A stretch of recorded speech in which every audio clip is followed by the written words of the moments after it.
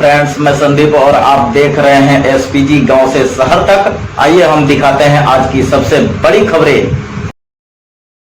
तो सुखीना विचारधारा वाला देश जहां आज नक्सल समस्या ने गंभीर रूप धारण कर रखा है। प्रश्न उठता है, ये नक्सली है कौन?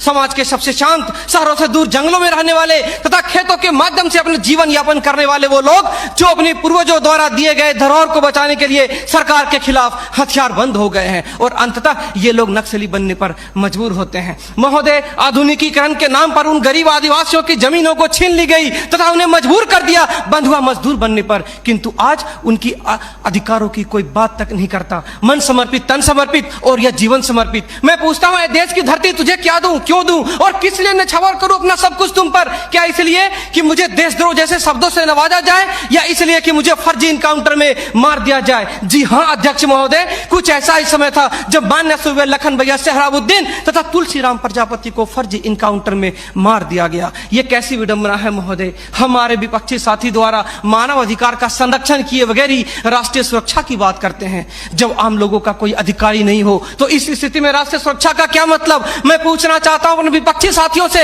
वे किस राष्ट्रीय सुरक्षा की बात करते हैं? पुलिस हिरासत में अत्याचार व मौत, उन्नाव केस, किसानों द्वारा आत्महत्या या बिहार के शेल्टर होम में हुई मासूम बच्चों के साथ दरिंदगी, क्या यह है राष्ट्रीय सुरक्षा?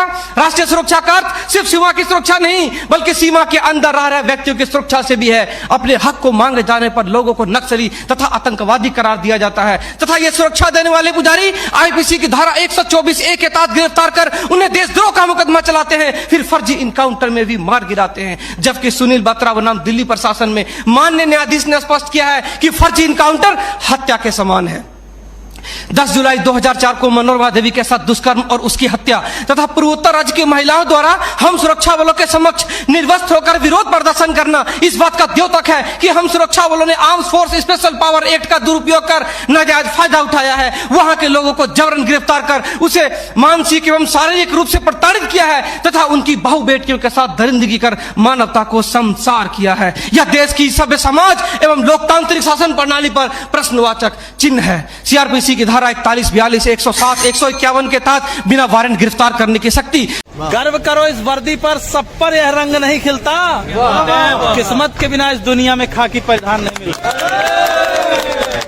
बनने को कलेक्टर बन जाए, बनने को कमिश्नर बन जाए, गर ठान ले कोई जीवन में तो प्राइम मिनिस्टर बन जाए, लेकिन इस वर्दी की खातिर 81 का सीना चाहिए। लेकिन इस वर्दी की खातिर 81 का सीना चाहिए और 5 अलग से फूले भी, घुटने भी ना जुड़ना चाहिए। हो कदम बराबर सधे हुए, हो आंख कान भी ठीक ठाक, इन सब खूबी के बावजूद भी घोड़े सा उड़ना चाहिए। 800 मीटर चौड़ी छाती, ऊंचे ललाट भी यह सम्मान नहीं मिलता। किस्मत के बिना इस दुनिया में खाकी परिधान नहीं मिलता।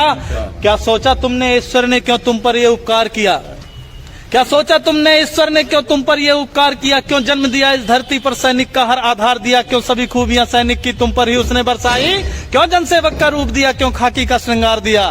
खाकी के श्रृंगार से बढ़ के कौन से बताओ दुनिया का कोई भी कपड़ा इसको? क्यों खाकी और वर्दी हमारे जो सीमा पे जवान है उनके लिए भी है, ये वर्दी के लिए, खाकी के लिए भर नहीं है। कि क्या सोचा तुमने ईश्वर ने क्या तुम पर यह उपकार किया? क्यों जन्म दिया इस धरती पर सैनिक का हर आधार दिया? क्यों सभी खूबियां सैनिक की तुम पर ही उसने बरसाई? क्यों जनसेवक का रूप दिया? क्यों खाकी का श्रृंगार दिया? इसका उत्तर खुद से पूछो, तुम एक आम इंसान नहीं। ईश्वर का पहला चयन हो तुम पर, तुमको इसका भान नहीं। तुम पहुंच सको आंसू उनके जो दीनहीन है, शोषित हैं। प्रतिकार करो उन दुष्टों का जो भी अधर्म से पोषित हैं। इस हेतु विधाता ने तुमको चयनित कर धाम धरा भेजा। मानव हित में है श्रेष्ठ मनुष्य करने को काम बड़ा भेजा। मिलता है हजारों में एक को, सबको यह मान नहीं मिलता। किस्मत के बिना इस दुनिया में खाकी परिधान नहीं मिलता।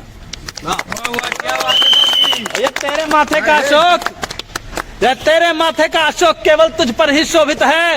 यह नहीं सुलभ होता सबको, केवल तुझ पर आरोहित है। यह राज चिन्ह सम्मान महज तुझ पर ही क्यों हर्षाता है? क्या सोचा ये सबकी किस्मत में क्यों ना आता है? कहता है भागवत सुन सैनिक, इस राज चिन्ह का सार बड़ा। यह राज चिन्ह देता हमको जनरक्षण का अधिकार बड़ा। अपने जीवन की खुशियों का बलिदान सहज ना होता है। तू रात रात भर जगता है तब देश चैन से सोता है। त्योहार जलाता है सैनिक तब दिए सभी के जलते हैं। तजता है जब खुशियां अपनी तब ईद मुहर्रम पलते हैं। हाँ गर्वित हैं, हाँ, गर्वित है, अभिमानी है, हम सच्चे हिंदुस्तानी हैं। इस मातृभूमि की सेवा का सबको अभिमान नहीं मिलता, किस्मत के बिना इस दुनिया में खाकी परिधान नहीं मिलता। भारत माता की जय। और एक चीज है, धर्मराज कवि शायर जी लिखे हैं उत्तर प्रदेश से कि नवंबर अस मजा जनवरी में नहीं पाओगे, नवंबर जैसा मजा जनवरी में नहीं पाओगे, गद्दा जैसा मजा दरी में नहीं पाओगे, ठास के पिस्टल बुलेट से घूमोगे, दरोगा जैसा मजा दूसरी नौकरी में नहीं पाओगे। भारत माता की जय।